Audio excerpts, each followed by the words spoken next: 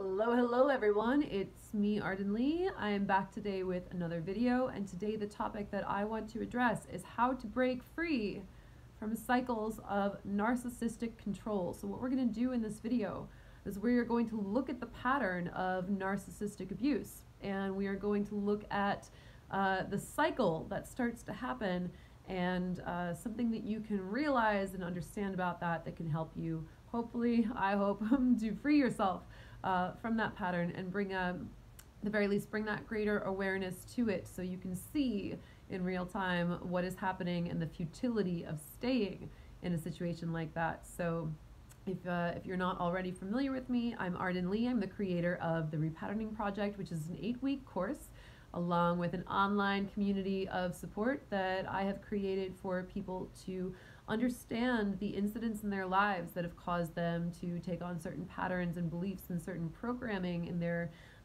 human algorithm and the way that they operate. And what we do is we go in and we figure out ways to adjust that for optimizing our lives for both happiness and success, and in order to align ourselves with the achievement of our goals while we're here in our human life on Earth.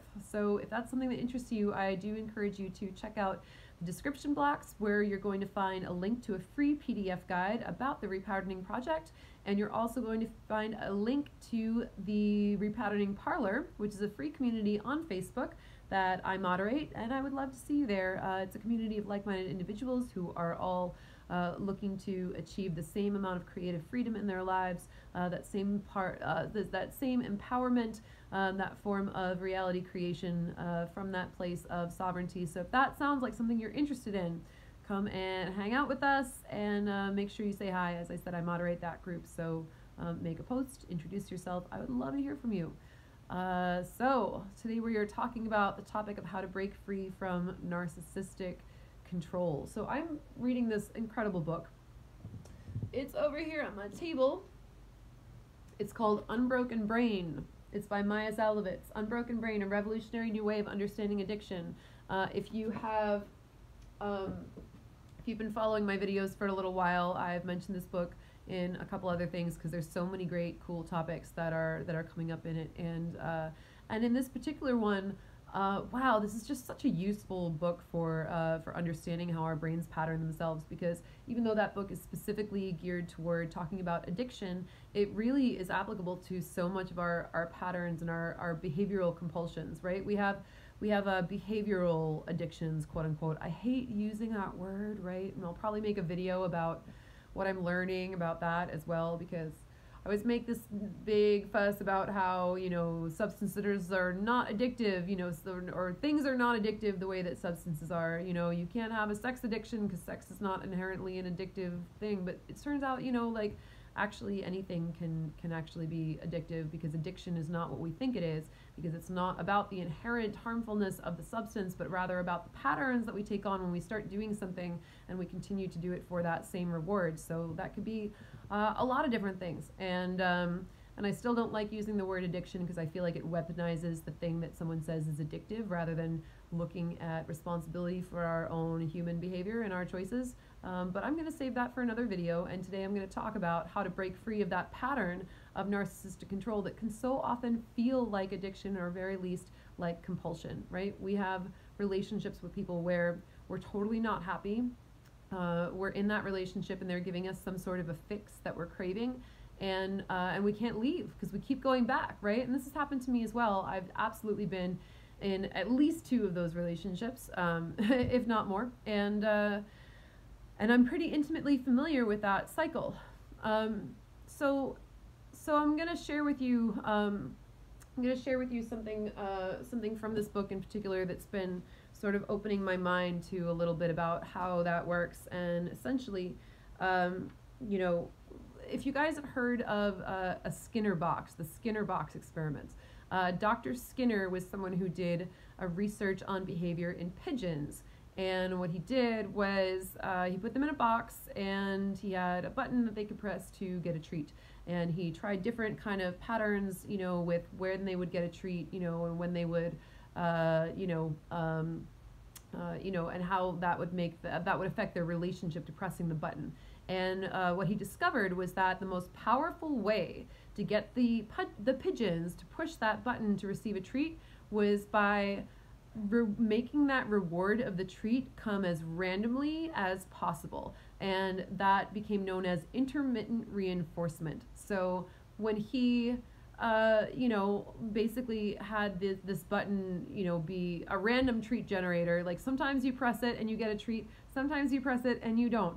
And sometimes he would run out of treats in the lab and he would be like, oh, I'm down to like my last supply of pigeon treats before I go out and buy some new ones, so I'm going to put them in here a little more sparsely. And he said, you would think that if the treats were coming more sparsely, that the pigeons would slow down on their pressing the button because the treats aren't coming as often, but actually it was just the opposite. It made the pigeons press that button even more. So does this sound familiar to you if you've been in a toxic relationship? Because it sure sounds familiar to me.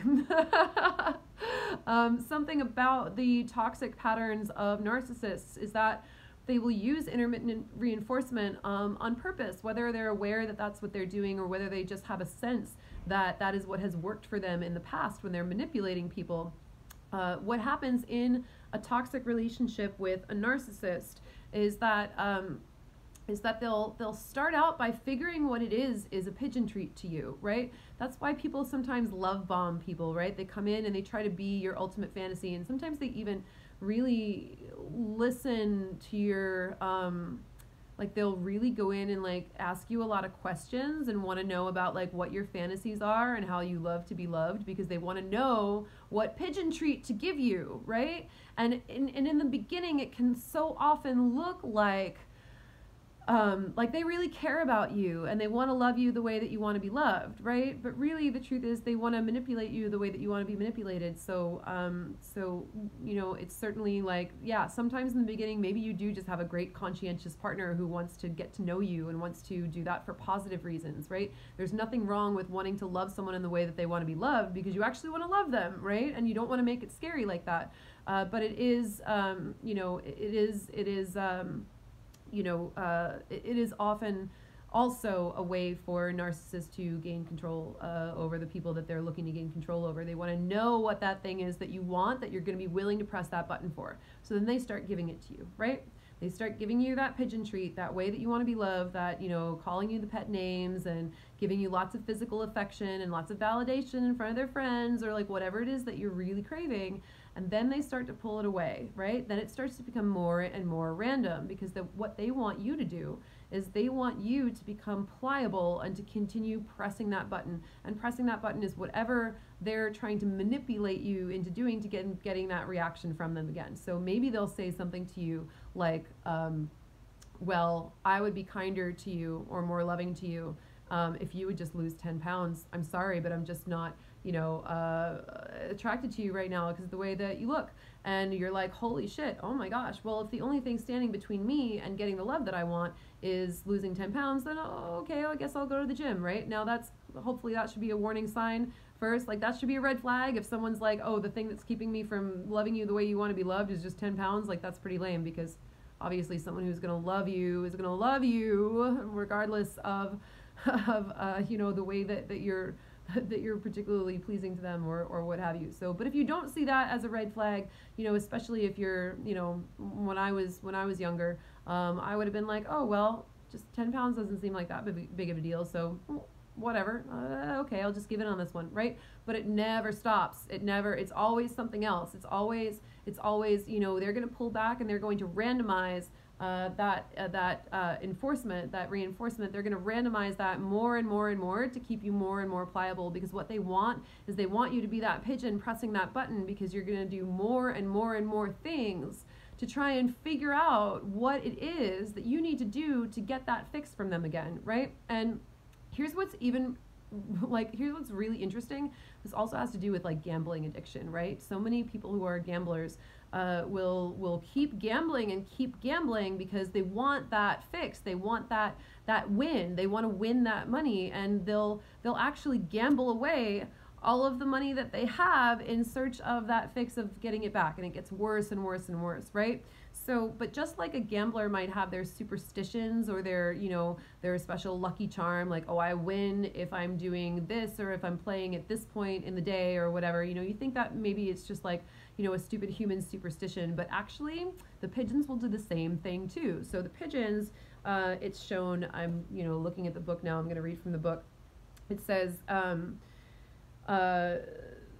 simply by creating an unpredictable pattern of highs and lows, right? Again, that's pressing the button and having either the treat or not the treat, or it's, you know, dating a narcissist and either getting that fix of attention and affection or not getting that fix, and getting more, you know, criticism even perhaps, or abuse, you know, or emotional abuse. Simply by creating an unpredictable pattern of highs and lows, gambling and other behaviors can become addictive. And the fact that this occurs without a drug offers insight into what happens with psychoactive substances and why addiction risk exists at all. A pattern-seeking brain, here's what's really interesting, a pattern-seeking brain, bookmark that phrase, is prone to getting fooled by random rewards that only appear linked with behavior. Attempting to find structure in intermittent reinforcement can get us stuck for looking for an order that doesn't exist, right? We get stuck looking for an order in randomness. In fact, like many compulsive gamblers, Skinner's first intermittently reinforced pigeons even developed superstitions. Behaviors like spinning around or other particular motions that they associated with times when food rewards had actually been delivered. These actions didn't make the random rewards any more likely, of course. But like a gambler's lucky charm, they probably gave the animals a sense that they could affect the outcome, even though it was an illusory one. So I want to point you out something, guys. I want you to really focus on that idea of a pattern-seeking brain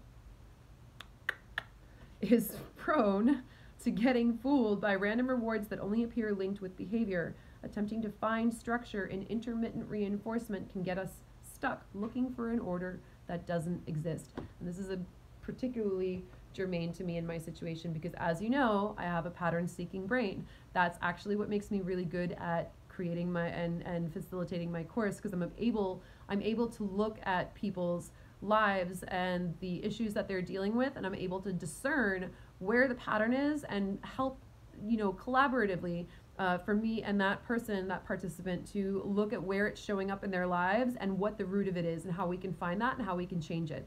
But in this case, when I was in toxic relationships myself, the fact that I have a pattern-seeking brain actually kept me in those relationships far past their due date, because I was convinced that I could find order in the randomness. I was convinced that I could hack making this person value me or care for me, and I would do things over and over. I would try different things all the time. Maybe this will work, maybe that'll work, until finally by the end of it, I felt like I had edited out so much of myself that clearly didn't work, that I was just like a shell of myself from before, and I had so much undoing to start recovering my full expression and becoming myself once again. So anyway, this is a really great lesson on how our desire to find a way to make something work actually in the case of those toxic relationships is just, you know, is actually going to sabotage us and is actually going to keep us in those difficult places, because when you're dealing with someone who is a narcissist, there is never any solution. They don't care what you do. They don't care if you spin around before you press the treat button. They care that they're able to keep you spinning around. There's never anything that's actually going to work, because that is their goal, is to keep you pressing that button. So the only thing that's going to happen is that their reinforcement is the positive reward that you get is going to become more and more random and more scarce as they continue to control and manipulate you. So as soon as you realize that this is what is happening in a relationship, just know there's no way. There's just no way to do it. There's no solution. It's completely chaotic, and the point is to keep you trapped in that puzzle, seeking more and more solutions, and seeking more and more ways to be compliant, and more ways to operate that treat button so you get the reward. But it's never going to be like that. You know, they're just Dr. Skinner, and they just happen to be low on pigeon treats, and they don't want to go out to the store, so they're just going to give you less and less, because they don't really care about satisfying your needs. They just care about keeping you on the hook enough, keeping you on the line enough to be able to manipulate you. It's That's why so many narcissists, when people do finally say, give up and say, oh, forget it, I'm not going to do this anymore, they come back and they're like, wait, here's your treats. Here they are. Here, come back up, right? That happens. That totally happens. So that's part of why. So hopefully, if you see this pattern, now that I've explained it for you and extrapolated how that works in particular and why people will use that to their to their advantage and your disadvantage in that kind of win-lose relationship, hopefully you can recognize that now and you can leave that cycle, because there's just nothing that's going to work except for you finally leaving and moving on with your life. The last time I was in a relationship like this, my mom had some words of wisdom for me, and she said to me, honey, he's a broken vending machine. You can keep popping in quarters all day long and nothing's going to come out. And that was exactly, whether my mom knew it or not, that was exactly a metaphor that was right in line with pressing that Skinner box machine, that Skinner box treat reward button, and and ultimately having it lead nowhere. So I hope this was helpful for you. I hope that if you are stuck in something like this, that you're able to see it for what it is, and in your own time that feels right for you, that you're able to remove yourself from that situation. Again, that is the unsolvable equation. So yeah, there's just nothing that's going to work with that. It's designed to be a losing game. So if that's where you are, I definitely encourage you to get the support you need to leave. I hope this was helpful. Thank you again for watching. I'll see you next time.